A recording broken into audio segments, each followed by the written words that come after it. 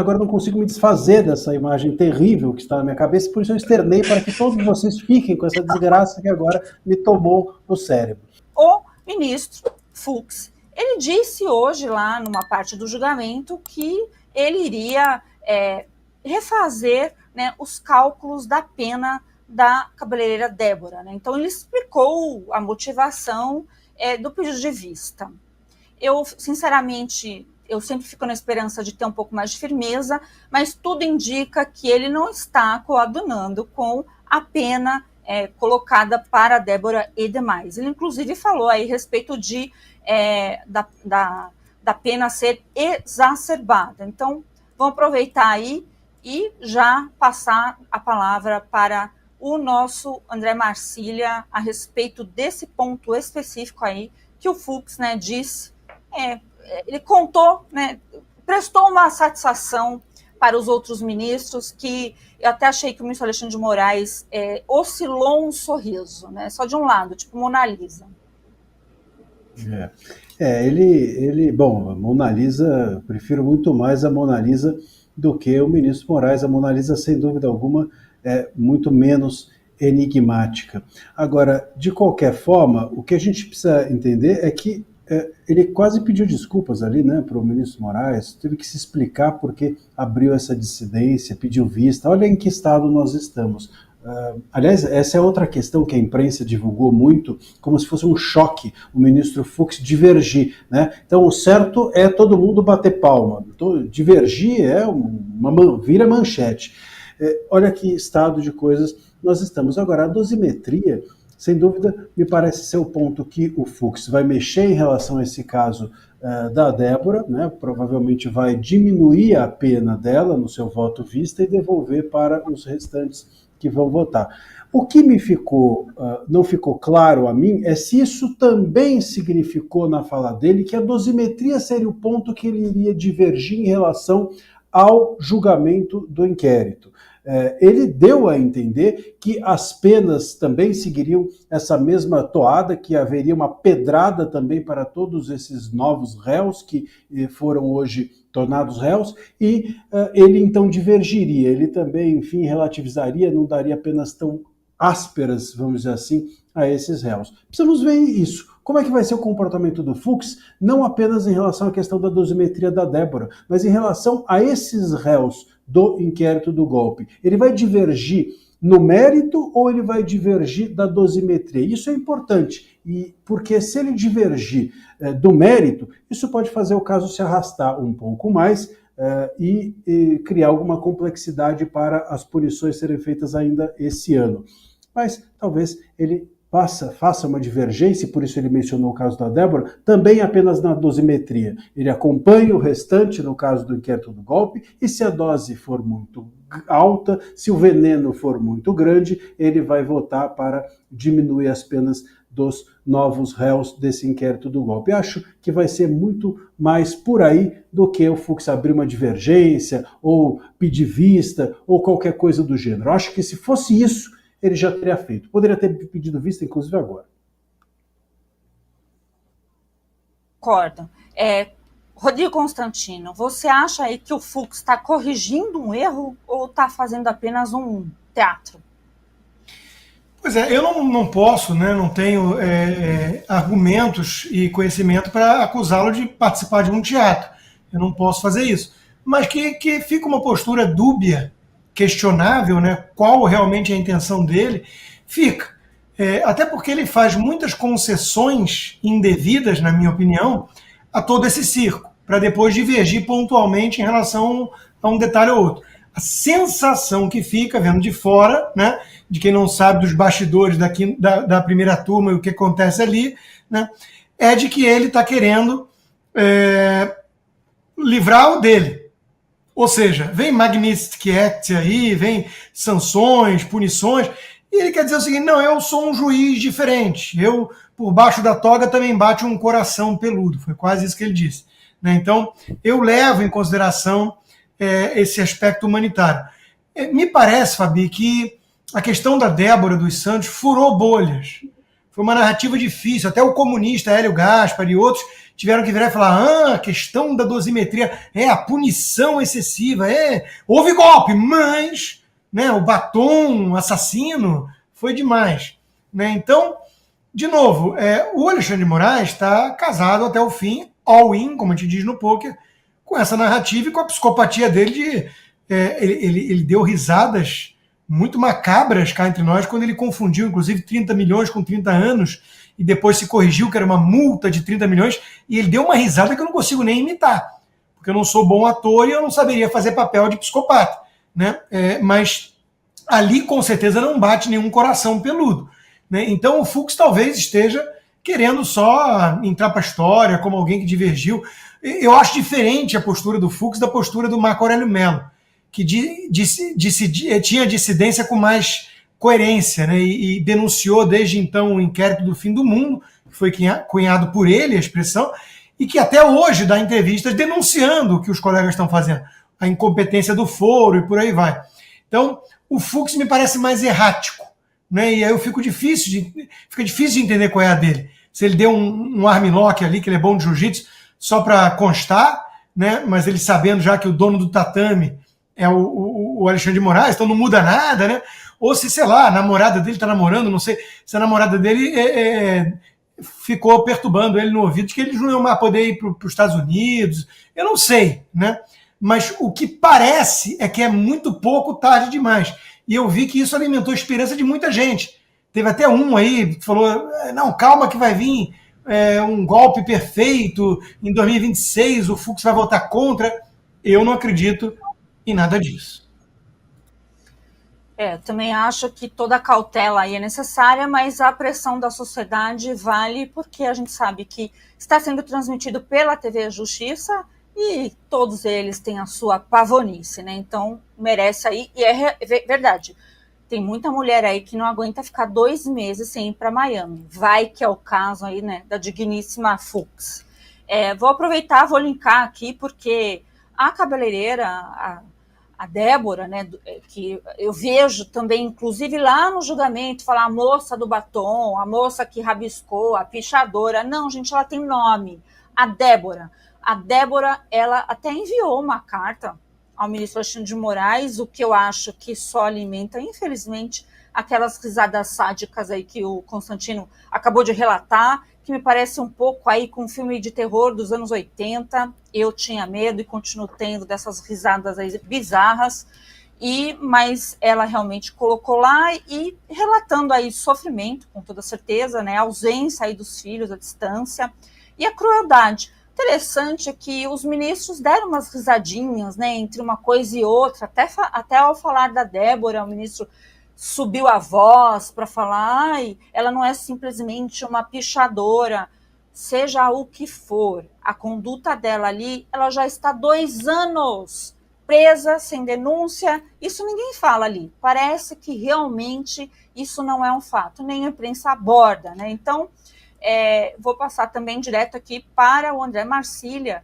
e tentar entender aí se essa carta, né, humanizar, se é que é preciso, a Débora tem aí alguma relevância nesse tribunal tupiniquim que está aí montado. Não creio nisso. Eu acho que ela acaba humanizando ou sensibilizando muito mais as pessoas com essas cartas, ou a imprensa, ou parte, enfim, do cidadão, do que os juízes. Os juízes, eles hoje têm muito pouco de humano, pelo menos esses juízes que estão tocando esse caso. Se tem o seu lado humano, como disse o Consta, o coração que bate debaixo da toga é um coração cabeludo, e não creio que eles julguem com esse coração. Se fosse para julgar com esse coração, eles já tinham julgado de outra forma, não apenas a Débora, mas diversos outros réus desse dia 8. Até porque, qual é a diferença? Como é que você pode se sensibilizar com o caso da Débora e não se sensibiliza com o de todos os outros réus que estão pegando 17, 18 anos por quebrarem uma cadeira? Então, o caso da Débora, é claro que nos sensibiliza a todos, mas os outros casos também. Como é que essas pessoas não se sensibilizam com Clesão, Então a Débora não é uma exceção nessa história toda. Ela é mais uma pessoa que está sendo injustiçada e que deveria sensibilizar a todos nós. É tudo absurdo, é tudo errado, é tudo insensível. Não creio que os ministros vão voltar atrás, até porque se fossem já teriam feito isso, inclusive o Fux. Concordo com o Consta nesse sentido. O Fux ele está mirando a biografia dele, ou por conta da sua vaidade, ou por conta do receio, né, internacional, ou da visibilidade internacional do caso, e esse caso da Débora realmente furou algumas bolhas, porque tem casos que são muito intuitivos, né? A pessoa está há 2 anos presa, a pessoa tem 2 filhos em casa, é uma mulher, quer dizer, tudo isso cria um conjunto de fatores que tornou o caso único. E eu acho que o Fux está olhando muito mais para fora,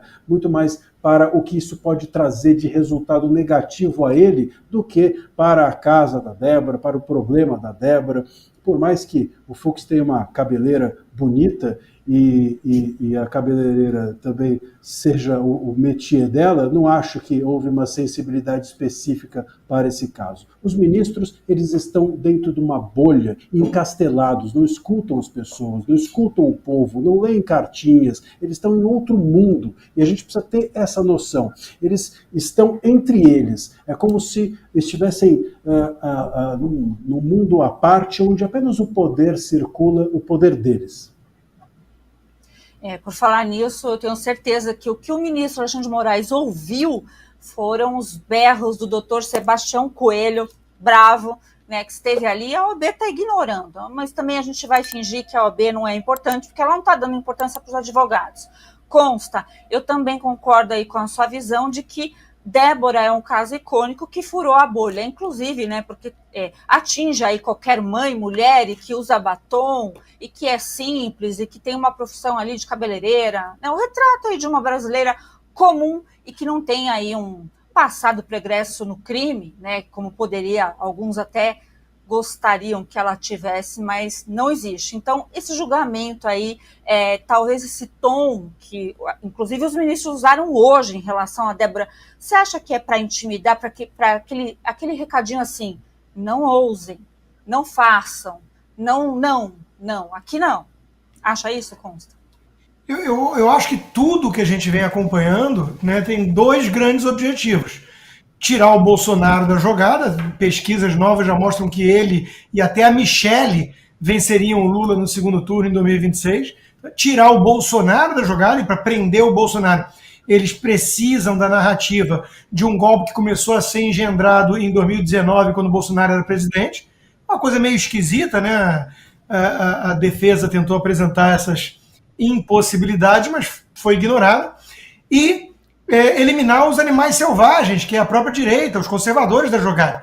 Então, qualquer tipo de reação à eliminação do próprio Bolsonaro da política. Né? Então, eles querem intimidar o povo.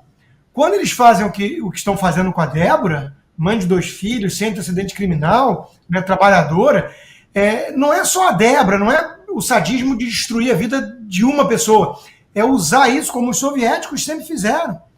É usar isso como recado, para que ninguém ouse se assanhar, começar a querer protestar, criticar as urnas. Vejam só, isso é ponto pacificado, virou tabu, é sagrado.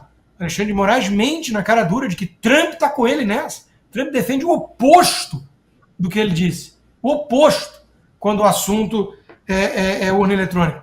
Mas a ideia é essa, Fabi. A ideia é amedrontar, criar uma espiral de silêncio, eliminar do debate público toda a direita.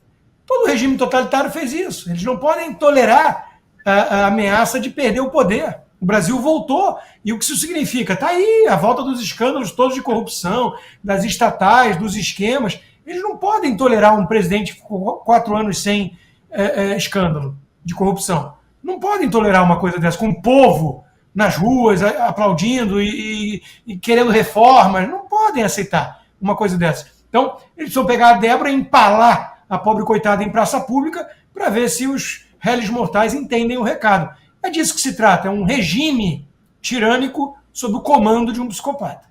Já emendo aqui num assunto, ai, para ele, que vive numa confusão, está já conosco, aí, ó, já chegou a anistia já, esse sorrisinho, hein? Ai, para você, a gente sabe que você apronta. Estou tentando até achar, eu fiz um texto especialmente para você, mas se eu não conseguir achar aqui de improviso, eu faço, né? A gente fala, mas meu texto ficou bom, porque eu fico observando o Douglas, para quem não sabe, deveria já saber, ele foi deputado e está lá na briga, né? Então, ó, eu escrevi o texto aqui. Vou dar a introdução, Douglas, para você chegar chegando aqui no tema. Então, o Douglas Garcia foi agredido na PUC, aqui de São Paulo. Depois você conta qual a unidade. Eu fiz PUC, fiz pós, era ali onde, no prédio de matemática, já era bem difícil na minha época, por militantes de esquerda, enquanto defendia a anistia aí do 8 de janeiro. Então, cercaram ele, bateram, rasgaram os panfletos, e aí parece que você disse assim, fui covardemente atacado por quem não suporta o contraditório, o que é um fato, né? E não reagiu porque é civilizado. Texto meu, tá? Então, vai aí, a bola é tua, o que aconteceu contigo e por que você anda de encrenca em encrenca. Obrigado pela oportunidade, Fabi. Quero aqui primeiramente cumprimentar o doutor André Marsica, que é um grande jurista, uma pessoa aqui que, para mim, é um oriente no assunto, um norte no assunto, questão jurídicas que acontece aqui no Brasil. Eu sempre olho e falo, peraí, deixa eu ver o que o doutor André Marsica está falando sobre isso. É uma pessoa que eu tenho aqui como referência nesses assuntos envolvendo o direito. Cumprimentar aqui o grande Rodrigo Constantino, saudade de você, Consta, uma pessoa assim inteligentíssima, ímpar, e cumprimentar aqui a Fabi Barroso. Então eu tô cercado aqui de 3 pessoas que eu admiro muito, que eu sou fã, e 3 pessoas que para mim é uma honra estar aqui dividindo esse palanque aqui do Braddock Show com vocês, viu, pessoal? Muito obrigado mesmo. Eu vou aproveitar, eu vou já te cortar, porque me contaram agora que tem um vídeo. O vídeo. Sim, tem vídeo, então, tem um vídeo, exato. São pessoas inocentes! São pessoas inocentes! Anistia já? Que isso, amigo? Que violência é essa? Isso, solta! Que é isso? Que é isso? Eu tô aqui panfletando. Não, tô defendendo pessoas inocentes. Essa moça aqui, olha, a Débora, é uma pessoa que não fez absolutamente nada. Mãe de 2 filhos, simplesmente pichou uma estátua com batom. Eu não vou sair daqui. Eu vou lutar por essas pessoas. Eu vou lutar por essas pessoas. Eu sou brasileiro e eu vou lutar pela liberdade dessas pessoas. Eu não vou sair daqui. Não vou sair daqui. Ainda estou aqui e aqui permanecerei. Anistia já! Anistia já! Anistia já! Não vou deixar de lutar. Eu não vou deixar de lutar. São pessoas inocentes. São pessoas inocentes. Pessoas inocentes. São pessoas inocentes. São pessoas inocentes. Falando do Clezão. Tô falando de pessoas que estão mortas por Alexandre de Moraes, como o caso do Clezão, um pai de família que foi preso e graças a esse estado ditatorial que não concedeu todos os direitos que ele precisava, ele foi assassinado. Vocês podem me agredir, vocês podem fazer o que quiser comigo, mas eu não vou deixar de lutar. A gente não tá vivendo uma crise climática para você estar poluindo o meio ambiente? Isso aí vai poluir mais.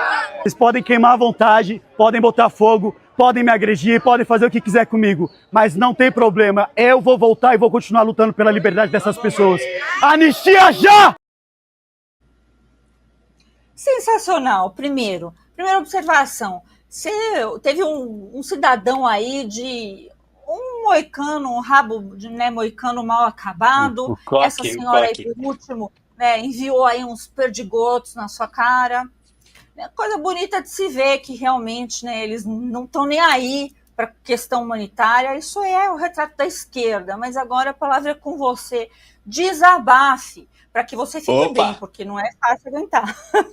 Não, não é fácil mesmo não, Fabi. Enfim, pessoal, a galera costuma comentar, pô, mas você foi lá para poder procurar confusão. Não, eu não fui para procurar confusão. Eu estou fazendo panfletagem disso daqui, ó, desses adesivos escrito Anistia Já, né? É um material produzido pelo vereador Rubinho Nunes. Obrigado, Rubinho. Aqui, ó, 6 de abril, Anistia Já. São convidando as pessoas para poderem participar do ato nacional que a gente vai fazer no dia 6 de abril, que vai acontecer no Brasil inteiro, aqui em São Paulo, principalmente na Avenida Paulista. Então eu estive agora na Avenida Paulista nesse domingo fazendo a panfletagem desse material aqui, desse adesivo aqui, entendeu? Depois na segunda-feira, como a Avenida Paulista é um pouco menos movimentada, eu estive num cruzamento lá específico também panfletando. Na terça-feira eu fui em outra faculdade, eu fui ali na Uninove da Barra Funda e hoje, na quarta-feira, eu resolvi dar um pulinho ali na PUC, porque a minha intenção é, durante os dias da semana, eu vou nos lugares onde tem movimentação. E onde tem movimentação, geralmente é na porta de faculdade, em comércio de grande circulação. Meu objetivo ali era só panfletar, porque acreditem, apesar de ter bastante esquerdista, na PUC também tem gente de direita, na PUC também tem gente que de fato é católica, na PUC também, por incrível que pareça, tinham pessoas que passaram, que apoiaram, que pegaram o meu material e que por isso eu fui lá justamente para poder fazer esse tipo de trabalho. Então, é um trabalho que eu estou fazendo desde domingo, segunda, terça e quarta. Hoje, especificamente, eu resolvi ir lá panfletar na porta da Pontifícia Universidade Católica e eu realmente não esperava que isso fosse acontecer. Veio esse cidadão, começou a puxar, enchia, com toda ignorância, puxando a minha faixa, tentando. Acho que na cabeça deles, no entendimento deles, eu simplesmente ia ficar quieto, ia colocar o rabo entre as pernas e ir embora sem tentar permanecer ali, sem tentar ficar. Porque eu acho que eles nunca tinham deparado antes com algum tipo de resistência. Eu falei, não, eu vou ficar aqui. Eu vou ficar aqui. Tá entendendo? Eu só fui embora mesmo porque eles pegaram a minha faixa, rasgaram, pegaram o material que eu tava, todo mandaram embora. Então eu não tinha mais material, né, para poder distribuir. E os alunos, infelizmente, já tinham todos ido embora. Então não fazia sentido eu permanecer ali para continuar distribuindo material porque não tinha mais gente. Eles conseguiram o que eles queriam, que era me atrapalhar. Mas meu objetivo principal era justamente chamar as pessoas para o que está acontecendo no Brasil hoje, para a gente poder chamar a atenção nesse ato, que é um ato importantíssimo e que todo mês deveria ter um ato desse daqui para lembrar as pessoas o que está acontecendo no país, que é um absurdo. Cada mês a gente ir crescendo cada vez mais. Começou agora no Rio de Janeiro. A minha expectativa seria que a gente pudesse fazer isso daqui todo mês, justamente para que essas pessoas não fossem esquecidas, né? Eu acho que a importância desse ato é que deveria ser um ato periódico, né? Sequencial, da gente estar trazendo cada vez mais e mais gente para a rua. E uma das formas que eu encontrei era tentar furar a bolha, tentar sair da rede social, é tentar conversar com as pessoas, porque a importância de você conversar com as pessoas não sabem o que está acontecendo. Eu fui para a Avenida Paulista agora, domingo passado, conversar com as pessoas, elas não sabiam o que era anistia, elas não sabiam o que eu estava pedindo, elas ficavam curiosas, elas viam a minha faixa e ficavam curiosas. Aí eu ia para elas e explicava, olha, tem um juiz aqui no Brasil que está fazendo assim, assado, está tirando a liberdade das pessoas pelo simples fato delas terem determinado posicionamento político. Então eu explicava, elas entendiam o que estava acontecendo e elas passavam não só a seguir nas redes sociais, como falar, não, eu apoio, não, você está certo. Então, assim, existe um mundo fora das redes sociais que a gente precisa ter contato com essas pessoas, e ainda atrás das faculdades, ainda atrás dos grandes conglomerados urbanos, onde tem ali um número grande de pessoas que a gente vai conseguir dialogar, entendeu? Que a gente vai conseguir falar, que a gente vai conseguir conversar. Então, eu fui nessa expectativa, né? Eu vejo muita gente aí falando, poxa, mas por que você não desceu a porrada? Por que você não fez isso? Falei, pessoal, pelo amor de Deus, olha o que aconteceu comigo em 2022, porque eu fiz uma pergunta, eu quase fui preso. Você imagina se eu reagisse? Você imagina se eu fizesse alguma coisa ali dentro? Eu tava preso essa hora, entendeu? Eu tava pedindo socorro pro doutor André Marciga para ele me soltar da cadeia, entendeu? A gente não pode reagir fisicamente porque é tudo que eles querem para colocar na cadeia. A mão do Estado sempre vai pesar contra quem é de direita, tá entendendo? Eles podem fazer o que quiser comigo, não adianta. A mão do Estado não vai pesar neles, vai pesar mais para mim. E é por isso que eu não posso perder a paciência, é por isso que eu mantive a cabeça no lugar e é por isso que eu não reagi. Mas aproveitando que a gente está falando aí desse assunto, eu vi agora recentemente que o deputado federal André Janones, ele pegou nas redes sociais, no Twitter, especificamente no X, veio debochar da minha cara dizendo que eu apanhei, etc. Bom, eu sou uma pessoa que eu sou pelo esporte, eu gosto muito de esporte, eu gosto muito de boxe, eu pratico boxe já faz 3 anos. Não gosto desse negócio de resolver as coisas politicamente pela agressão, mas eu vejo, sim, a questão da luta como disciplina, tá entendendo? Então, já que o deputado federal André Janones, ele gosta tanto, assim, de uma coisa mais enérgica, eu convido aqui o deputado André Janones para ir pro octógono comigo. E aí, já que você gosta tanto assim de humilhar as pessoas nas redes sociais porque elas apanharam, porque não tá agindo da mesma forma que eles agem, né? Porque eles são pessoas violentas, eles são pessoas agressivas. Eu vejo a luta como outra forma. Eu vejo como uma questão esportiva. Então, já que ele quer resolver assim, eu convido aqui para a gente poder resolver no octógono com as regras do boxe, né? Porque afinal de contas, eu não sou um arruaceiro, eu não sou uma pessoa agressiva, eu não sou uma pessoa violenta. Eu sou uma pessoa da paz, sou uma pessoa do diálogo, sou uma pessoa do debate. E é justamente isso que a gente precisa fazer agora: debater para convencer as pessoas de que o Brasil precisa de anistia para os presos políticos do 8 de janeiro. Desculpa aí, Fabio, eu falei pra caramba. Imagina, vou aproveitar o gancho e falar. Você disse aí que as pessoas nem sabem sobre a anistia. Vamos deixar aqui linkado: desliga da Globo, galera, desliga. Uhum. Esse pessoal aí só atrapalha o Brasil, faz você ficar hipnotizado com coisas que não importam, né? E as coisas que realmente importam, olha aí, anistia já, um monte de gente sofrendo. Já que você citou, vou passar aqui, doutor André Marcília. Ele disse aí que se ele fosse para a prisão, ele ia te chamar. Já viu, né, como é que é? A gente tem realmente essa função aí, mas deu certo. O Douglas é todo seu para uma bronca, um conselho, um abraço, fica à vontade. Douglas, tudo bem? Boa noite. Olha, Ô, eu tenho doutor. que. Você me deixou agora triste, porque por um momento me veio a imagem do Janones dentro de um octógono. Isso realmente é algo que eu tenho receio de que a minha noite seja perdida com essa imagem lamentável, né? E quando você mencionou, eu cheguei até pensar se seria uma luta com gel ou algo do gênero, e aí essa imagem veio nesse momento, e agora É eu não tipo aquela consigo luta mais. do Gugu. Luta do Gugu, algo assim. Agora eu não consigo me desfazer dessa imagem terrível que está na minha cabeça, por isso eu externei para que todos vocês fiquem com essa desgraça que agora me tomou o cérebro. Mas, de qualquer forma, eu acho que vale a pena a gente aqui dizer que hoje as universidades são o último lugar onde o debate é promovido. Você estava ali na PUC, na Monte Alegre, que deu para perceber. A PUC é ali que funciona, inclusive, a Faculdade de Direito da PUC. E hoje, as faculdades de Direito são, inclusive, elas, os últimos lugares onde a discussão, o debate é promovido. Lamentavelmente, nós chegamos num ponto de militância tamanho dentro das universidades que elas acreditam, os alunos acreditam que tem uma verdade maior do que a do professor, que possui uma verdade já eterna. Então eu não sei o que eles vão fazer na universidade, se eles já sabem mais que o professor, se eles já conhecem a sua verdade eterna. Enfim, eles deveriam simplesmente assumir ali o lugar de tocar esse mundo e jogar a ladeira abaixo, porque certamente é o que essa geração aí vai fazer com essa cabecinha minúscula, com um tico e teco dentro e sem se conversar, porque afinal de contas eles não debatem. Então nem o tico e teco deles consegue debater ou conversar. A minha pergunta a você, Douglas, é a seguinte: você vai fazer um tour aí por outras universidades? Eu queria muito te sugerir que você fosse lá na FEFELESH da USP, que é a Faculdade de Letras, História e Ciências Humanas. É um bom lugar para você colocar à prova aí a sua coragem, ou para eu ganhar um cliente.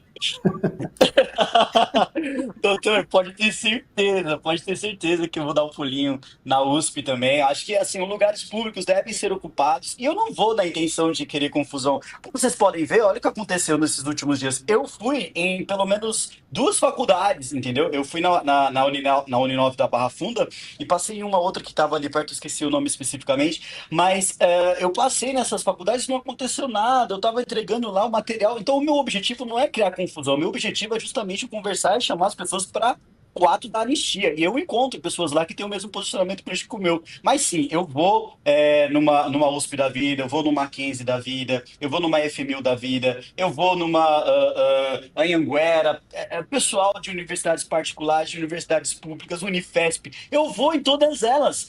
E não só nas universidades, como eu acho importante também a gente ir nos grandes conglomerados comerciais, sabe? O pessoal ali, Santo Amaro, Praça da Sé, conversar com as pessoas, trocar essa ideia, porque, meu, essa mensagem precisa ser entregue. consegue. A bolha, a nossa bolha, quando eu falo bolha, com todo respeito, eu tô falando do pessoal de direita, que já sabe o que está acontecendo, as pessoas que já têm ciência, né, que são, que têm ciência de causa, entendeu? Que têm consciência de causa do que a gente está passando hoje no Brasil, elas já sabem, essas pessoas elas têm ciência do que está acontecendo. Agora a gente precisa furar a bolha, entendeu? Então eu acho que esse momento é um momento ideal para a gente poder ir nas faculdades, ir em todos os lugares, porque é uma pauta que ela toca, né? Não só a questão do Clezão, não só a questão da Débora, são pessoas que, pelo amor de Deus, podia ser qualquer um. Ah, eu encontrei um na Paulista, que inclusive ele chegou a me parar, doutor, ele falou assim, não, eu vou sim nesse ato porque o meu tio foi preso. Ele falou, tem um vídeo, inclusive, meu tio foi preso. Eu falei, caramba, pode ter certeza que eu vou estar lá pelo seu tio, tá?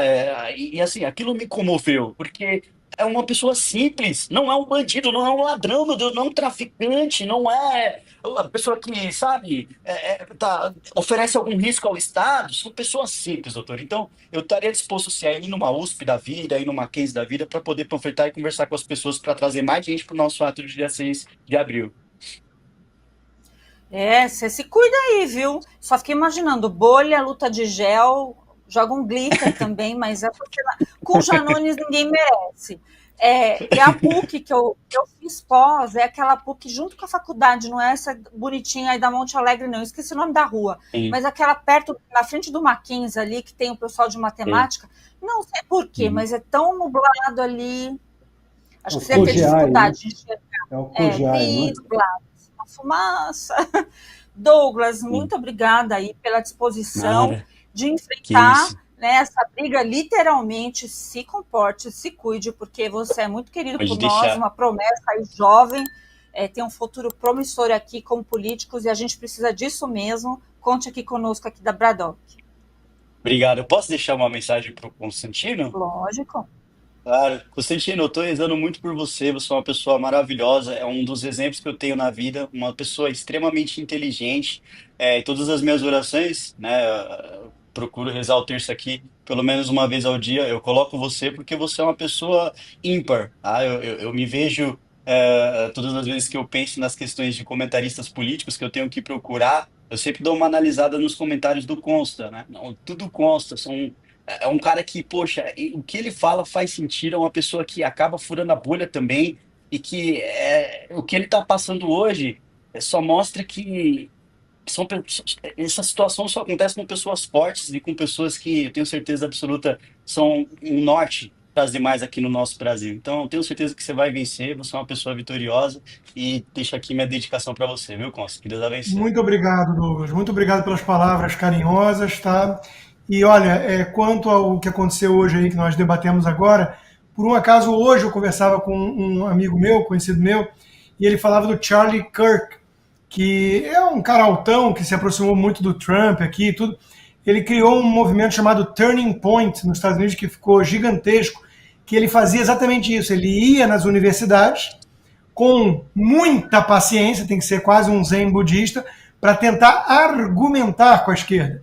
É uma postura muito diferente do que fazia o agitador lá do MBL, o que gosta de mulher pobre em guerra. Então, eu acho que isso é um bom caminho. Isso é um bom caminho para você ter em mente. Nós estamos precisando disso no Brasil. A guerra cultural está precisando disso. Gente que vai levar argumentos, como, por exemplo, a Débora. Você conhece a Débora, você sabe o que ela fez para estar indo contra a anistia dela. Discutir, isso mostra o caminho, abre a cabeça de muita gente. Então, parabéns aí pelo trabalho também.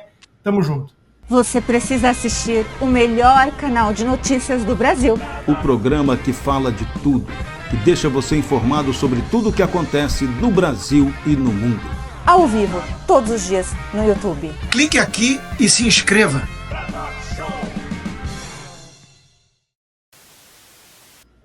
Valeu, obrigado, pessoal.